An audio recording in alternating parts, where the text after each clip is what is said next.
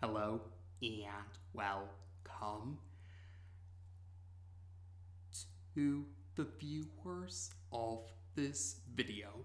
This is the Orange Fan here, bringing you another entry for the episode Recap and Thoughts category. This video will be dedicated to the A segment of episode 67 of The Loud House, Absent Minded. We begin this segment at the McBride house, where we see Lincoln congratulating Clyde for the plaque that he acquired today. According to this plaque, Clyde has had perfect attendance since kindergarten, and Lincoln brings up that the last time a student from Royal Woods Elementary School achieved such an accomplishment was 30 years ago. Clyde agrees with Lincoln that this award is a great accomplishment, and Clyde decides to write it down in his school journal.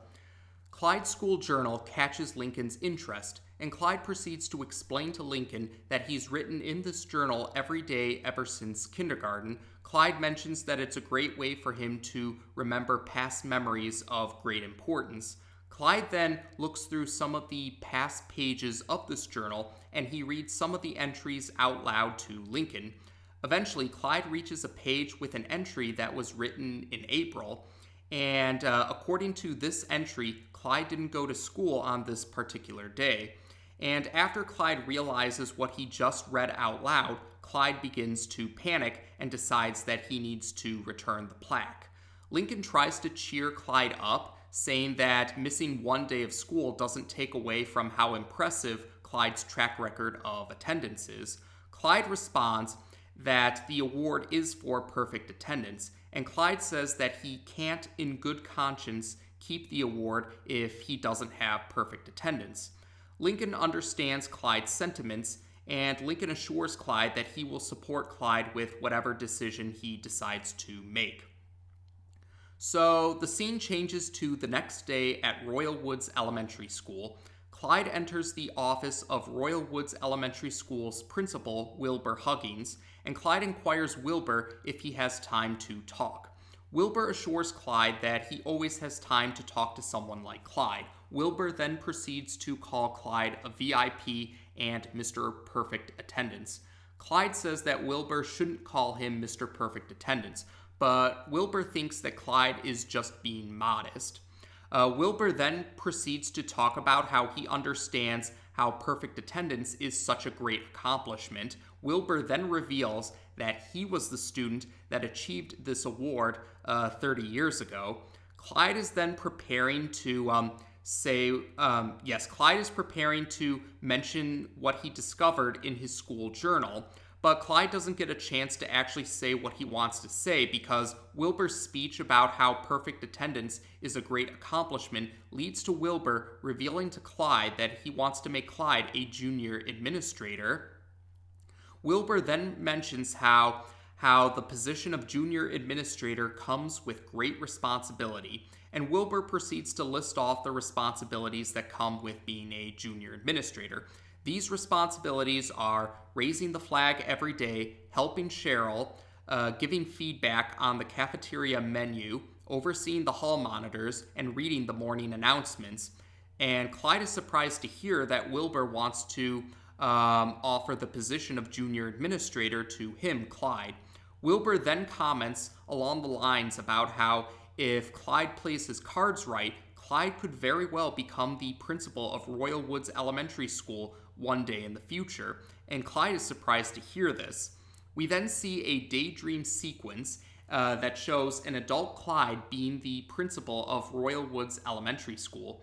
In this daydream sequence, there's a picture on the wall that shows Clyde is married to Lori, and in this daydream sequence, Principal Clyde requests that Lincoln Loud Jr.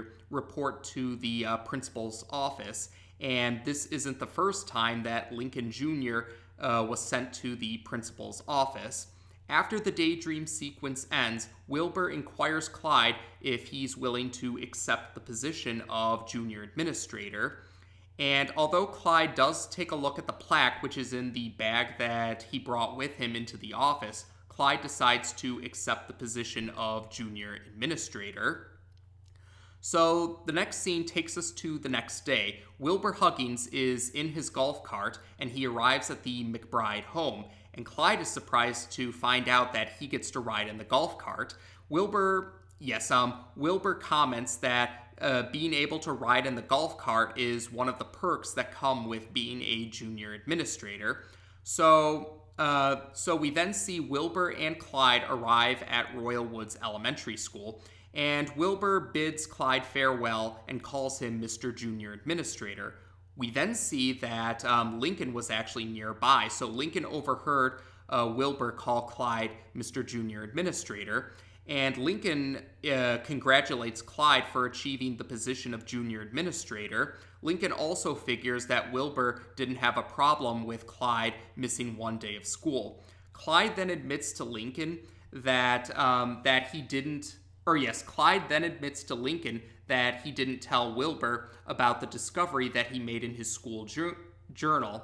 Yes, Clyde proceeds to tell Lincoln that being offered the position of junior administrator led to Clyde deciding not to tell Wilbur about the discovery he made in his school journal. Clyde then mentions how the possibility of becoming the principal of Royal Woods Elementary School in the future is a dream that he never knew he had beforehand. Clyde then inquires Lincoln if Lincoln thinks less of him, Clyde, for not being honest. But Lincoln assures Clyde that he doesn't think less of Clyde. And Lincoln also says that he thinks Clyde would make a good principal someday in the future. Clyde appreciates what Lincoln said, and he assures Lincoln that he won't be too hard on Lincoln Loud Jr., and this confuses Lincoln when he hears this. So the next scene shows Clyde performing the various responsibilities that come with the position of junior administrator. So we see Clyde raising the flag.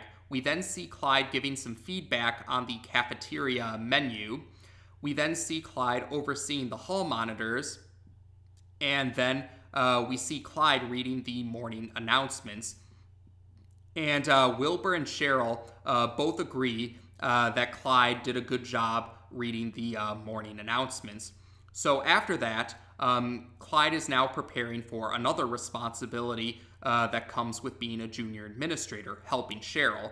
And Cheryl comments along the lines about how she's happy that Clyde is going to help her for this next project. Or yes, Cheryl says something along the lines about how the timing is perfect because Cheryl could use a lot of help with this next project. So Cheryl and Clyde open up a storage closet, and Cheryl reveals to Clyde that this project is digitizing all of the student files.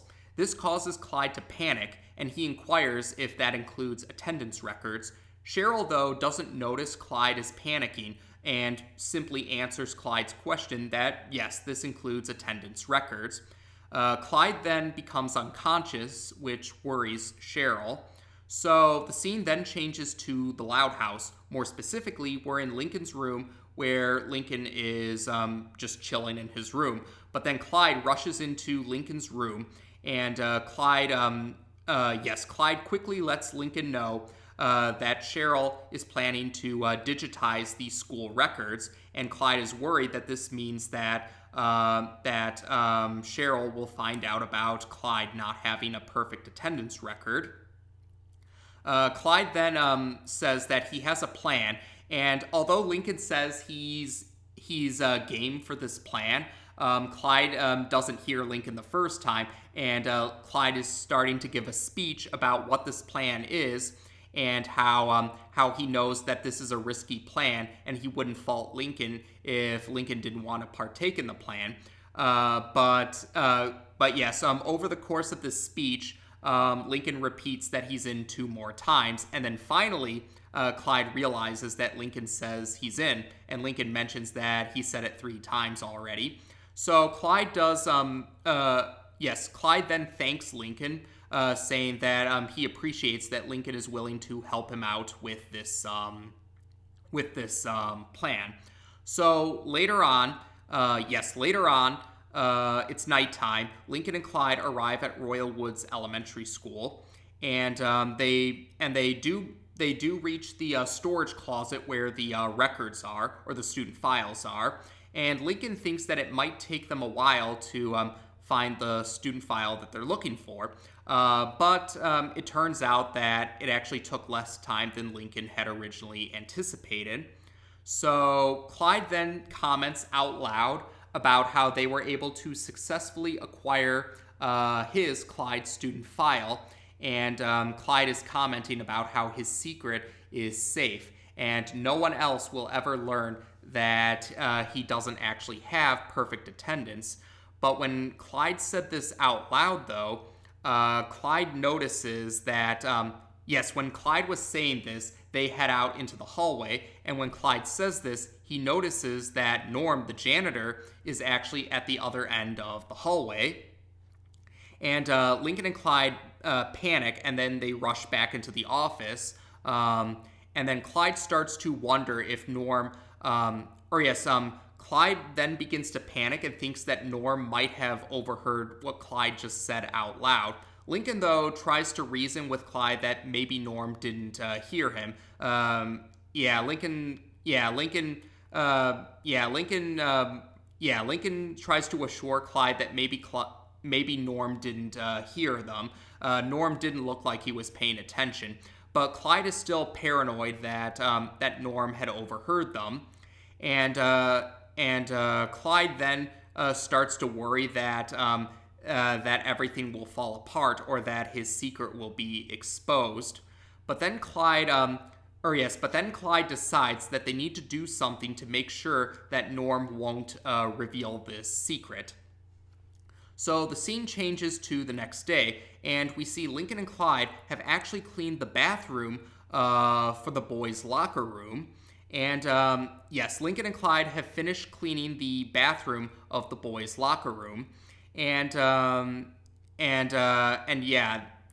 and Clyde have just finished cleaning the bathroom in the boys' locker room. And just when they finish, that's when Norm reaches the bathroom. And Norm is surprised to see that Lincoln and Clyde have just cleaned the boys' locker room bathroom.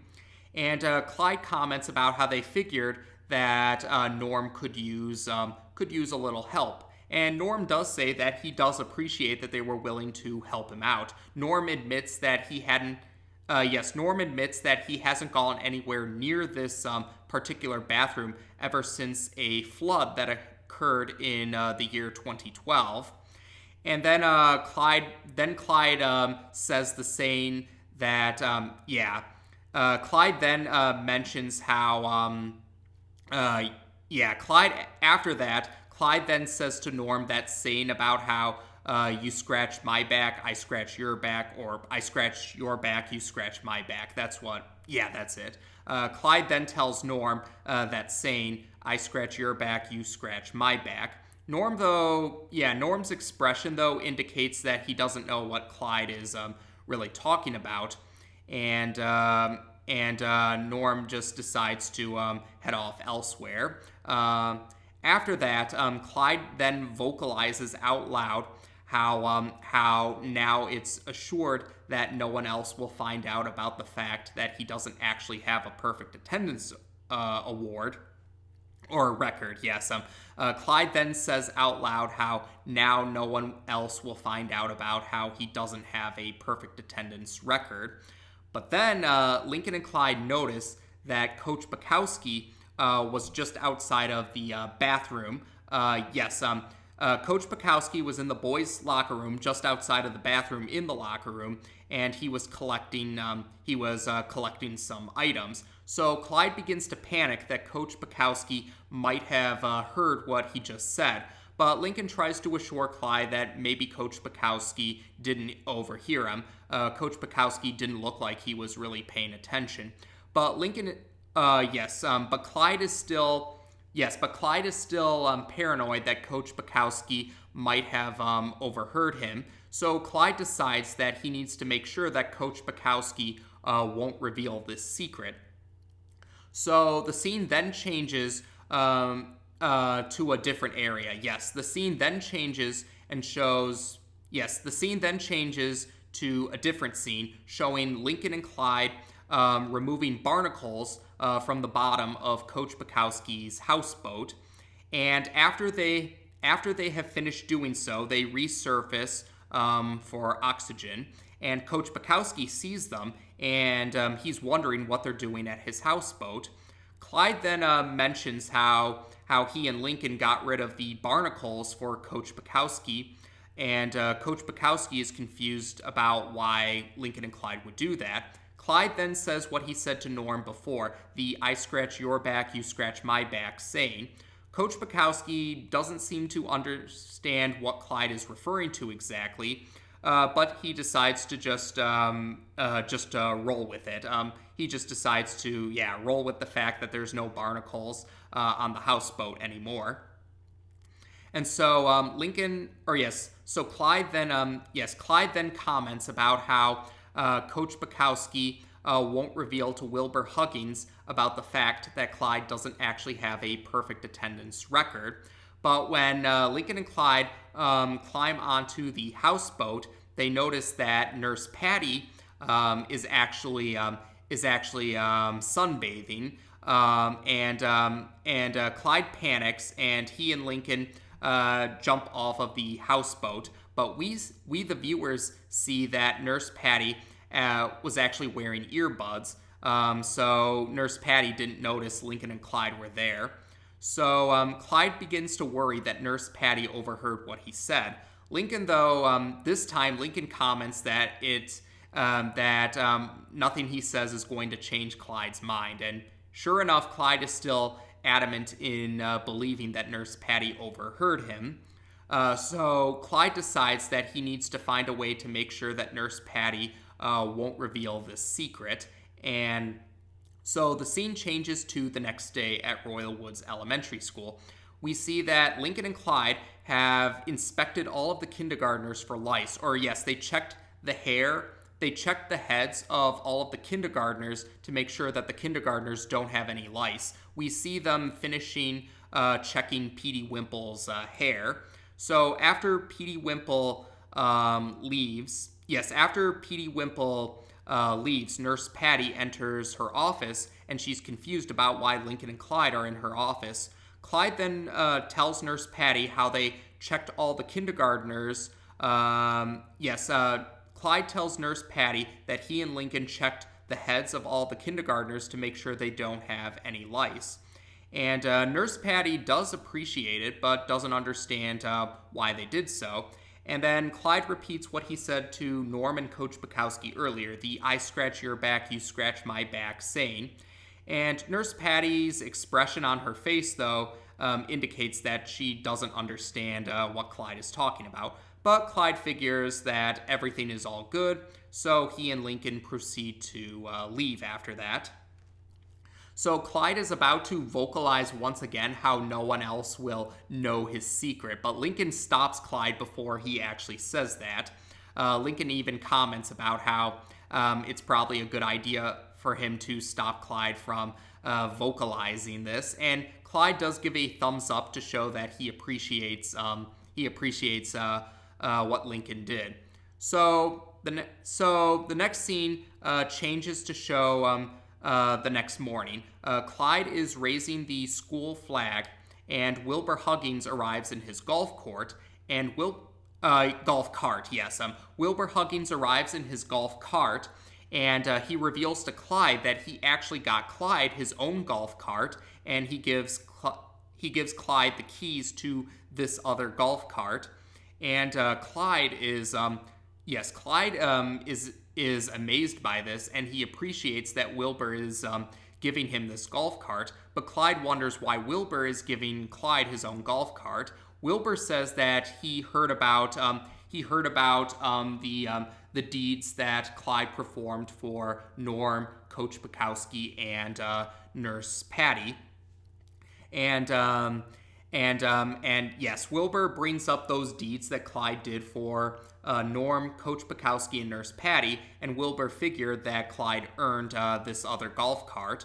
Clyde, though, doesn't know if he would necessarily say he earned it, but Wilbur thinks that Clyde is just being modest once again, and Wilbur then comments along the lines about how Clyde has perfect character in addition to perfect attendance, but this just makes Clyde feel guilty.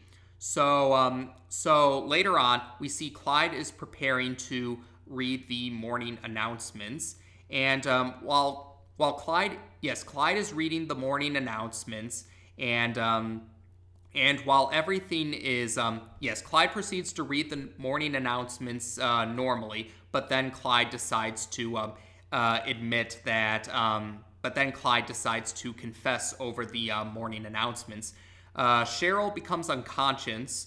Cheryl becomes unconscious when Clyde calls himself a liar. And Clyde proceeds to give a speech about how he doesn't deserve the position of junior administrator or the position of principal of Royal Woods Elementary School in the future. And Clyde also comments about how he must resign from the position of junior administrator. And Lincoln rushes into the office, wondering why Clyde decided to go through with this after Clyde decided not to earlier. Clyde admits to Lincoln that he couldn't live with this lie anymore. And Wilbur then comes out of his office, and he thinks that, at first, Wilbur thinks that someone was impersonating Clyde over the loudspeaker, but Clyde then admits to Wilbur that that wasn't an imposter, that was really him on the loudspeaker. Clyde admits that he missed a day of school, and he apologizes for the deception. But Cheryl regains consciousness, and she assures Clyde that he didn't miss a day of school. Clyde, though, is confused about this. Clyde mentions that he was absent on April 5th of 2012. That's what he saw in his school journal. But Cheryl clarifies for Clyde that no one was present on April 5th of 2012. April 5th was the day of the flood, was the day of the Great Flood of 2012, the flood that Norm brought up to Lincoln and Clyde earlier. Cheryl then pulls out a booklet that reveals the school calendar from 2012. And according to the booklet, it mentions that school was closed on April 5th because of a toilet explosion. And Norm applied for a leave of absence because of that incident. Clyde is then surprised to hear that he really does have a perfect attendance record after all. And Cheryl does assure Clyde that that's true. Clyde really does have a perfect attendance record.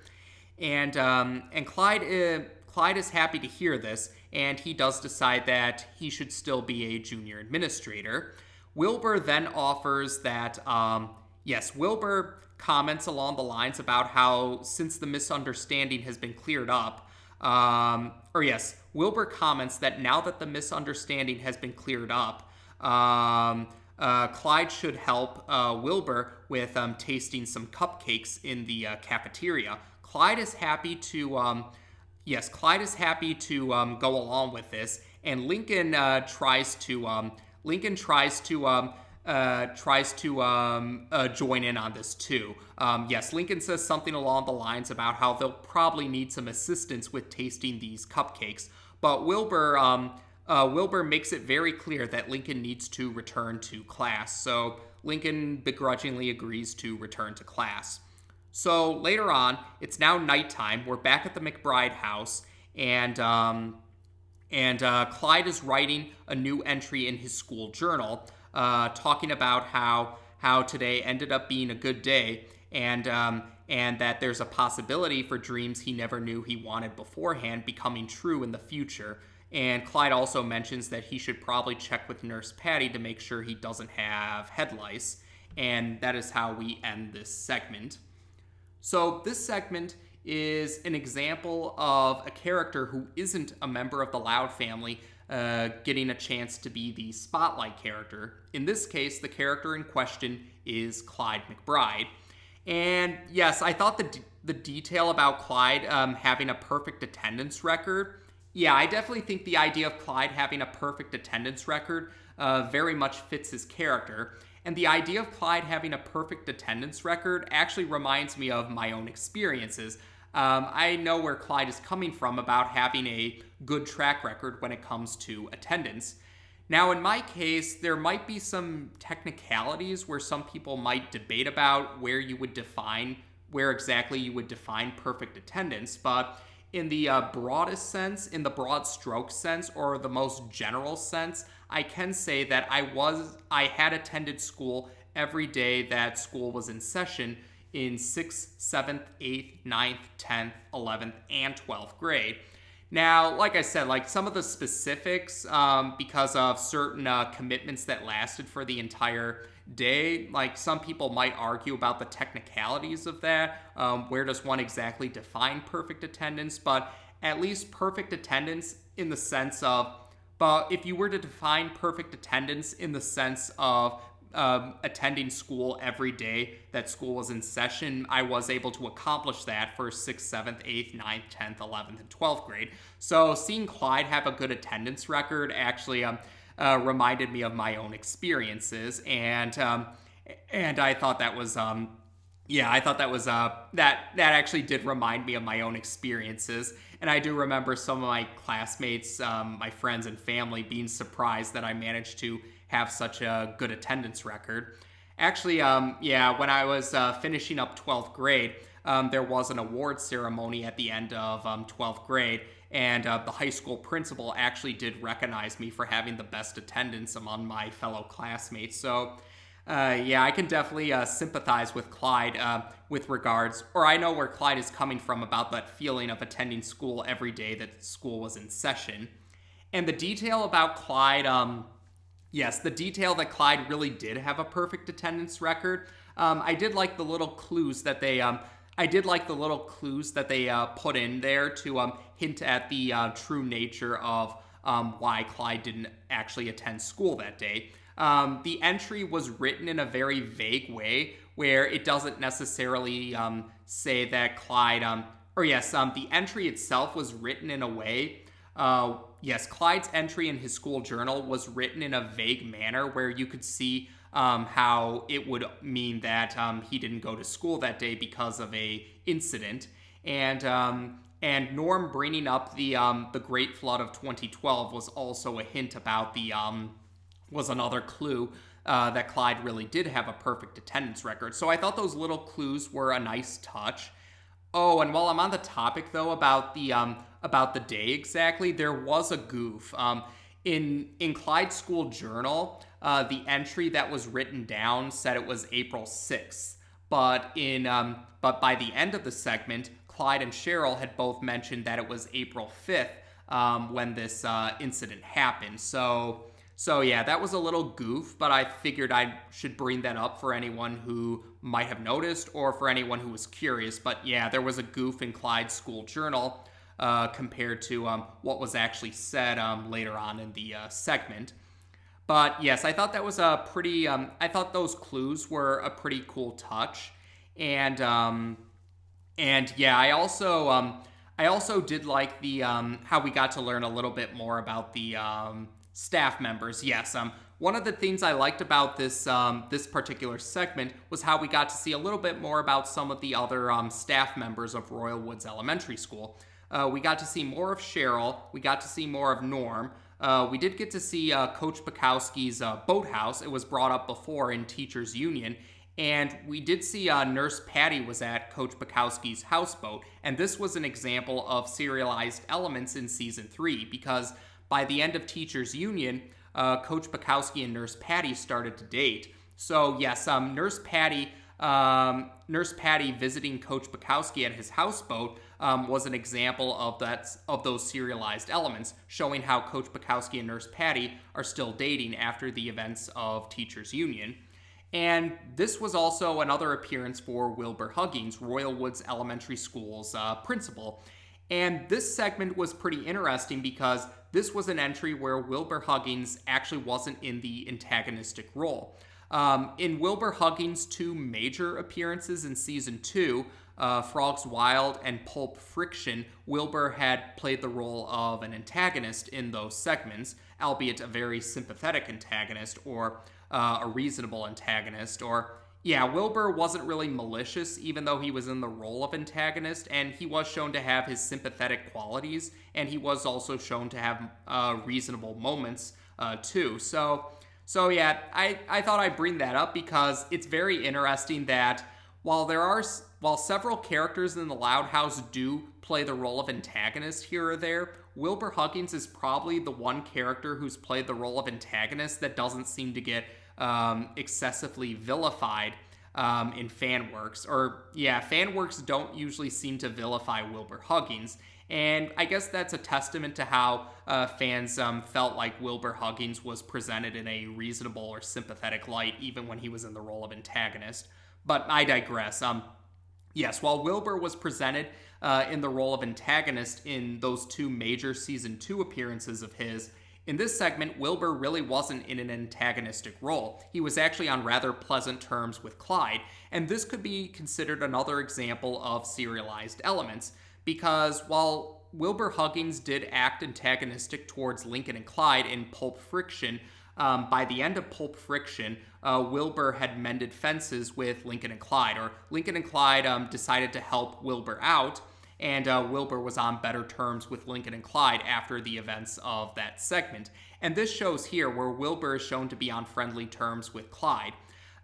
Yes, he did act maybe a bit stern with Lincoln towards the end of the segment, but it was understandable, or given the context of the scene, it was understandable, because Lincoln was trying to find a way so he could taste the cupcakes too, even though he wasn't a junior administrator. So Wilbur was just letting Lincoln know, nope, he's not going to taste those cupcakes. He needs to return to class. He's not a junior administrator like Clyde. So yeah, Wilbur acting a bit stern with Lincoln was pretty understandable in that context. So yeah, I wouldn't call it antagonism, I wouldn't really say he was antagonistic towards Lincoln. It was just more Wilbur putting his foot down and fulfilling his responsibilities as the principal of Royal Woods Elementary School.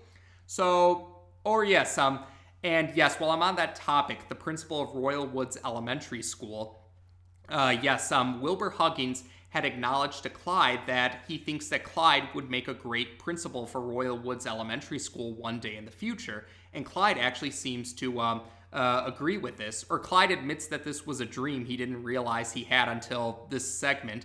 But it is pretty interesting because it does give us a little insight about a possible future for one of the other characters. We do know, the Loud Sisters at least. The Loud Sisters, the various interests of the Loud Sisters do give us a pretty good idea about what futures that the Loud Sisters have in mind for themselves. So it was nice to see another character besides the Loud Sisters have ideas of what they want to do in the future. And the idea of Clyde becoming the principal of Royal Woods Elementary School is something that some fans seem to agree with. Around the time when this segment first premiered on TV, I do remember seeing some fan works I do remember some fan works rolling with this idea. I remember seeing some fan works that take place in the future when Lincoln and when at least Lincoln and the characters in his age group are adults.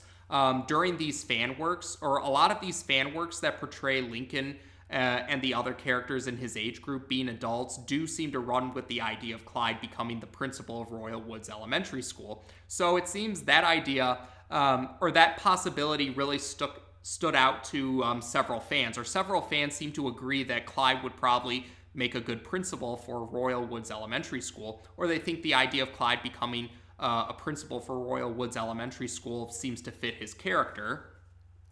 And yes, of course, we do get a brief daydream sequence showing Clyde imagining himself as the principal of Royal Woods Elementary School.